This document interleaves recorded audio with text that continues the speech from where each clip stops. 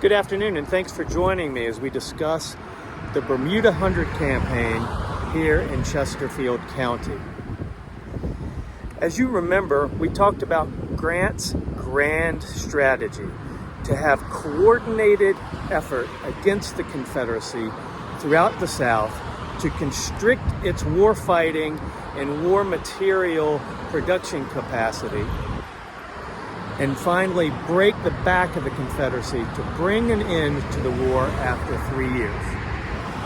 In the far west, Federal General Nathaniel Banks was involved in his disastrous Red River campaign, and he was facing defeat around Shreveport, Louisiana. Outside Atlanta, Federal forces under General Sherman were pushing Confederate forces under General Johnston back, and were today, 160 years ago, fighting at the Battle of Resaca. In the Shenandoah Valley, Confederate forces under John C. Breckinridge, with the help of the Corps of Cadets from Virginia Military Institute, had defeated Federal forces at the Battle of Newmarket on May 12, 1864.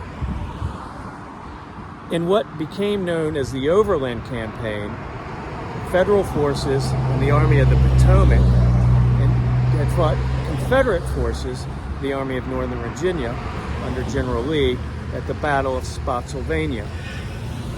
As an ancillary to that, on May 11, 1864, General Jeb Stuart, the dashing Confederate cavalry commander, was mortally wounded in Hanover County, about 20 or 25 miles north of here. And 2 days later, on May 12th, he died. On May 13th, that news was getting out throughout the South. In Chesterfield County, during the Bermuda 100 campaign, a lot of things were going on as well. We had already had the battles of Port Walthall Junction, Swift Creek, Chester Station, and the Battle of Proctor's Creek was going on right now. But here in Midlothian, where I stand, other events were happening as part of that Bermuda 100 campaign.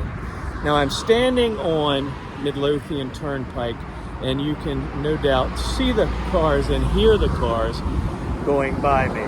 Midlothian Turnpike is a major avenue for commerce today, and it was a major avenue of commerce 160 years ago.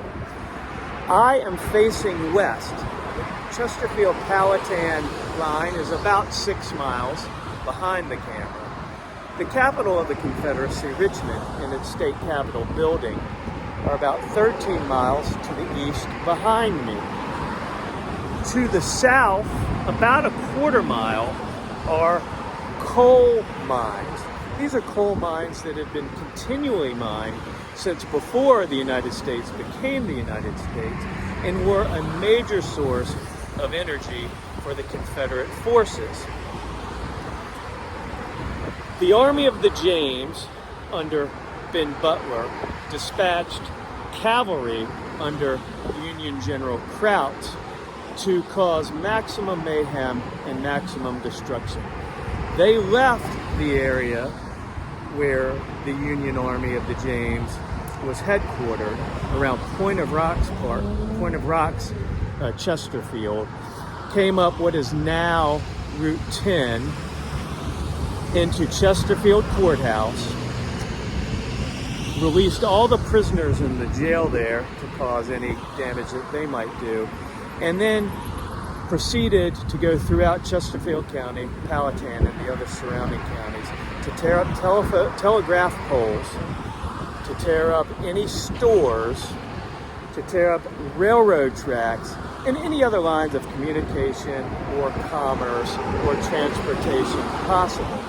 The Confederate forces, as we discussed, were still relatively light in between Richmond and Petersburg, and certainly in this part of Chesterfield.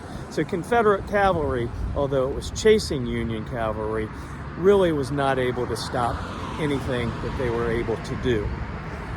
Now, luckily for the Confederates, when the Federal cavalry was in Chesterfield County, they were either unaware of or unable to find the Bologna Arsenal, where arms and munitions were stored for the Confederacy. If that had been found and either captured and taken away or destroyed, much more likely, that would have been a terrible blow to the Confederate war aim. But for whatever reason, that was not done.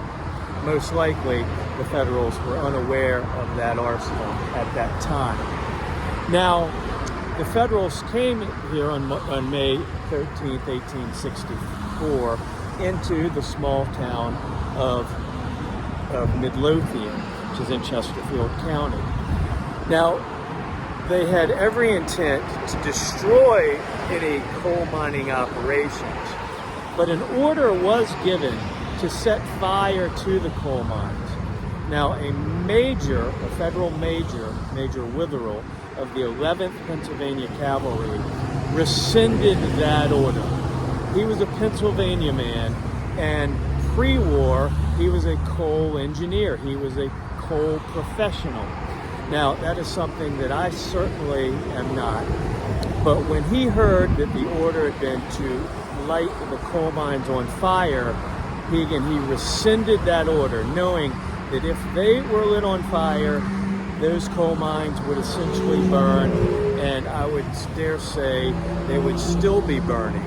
So Major Witherell is a hero of Midlothian, because if that were to happen, Midlothian would not have grown after the war, and certainly to today, to its prominence. That would be an environmental and economic disaster that we just couldn't recover from. So Major Witherell deserves a lot of kudos for rescinding that order.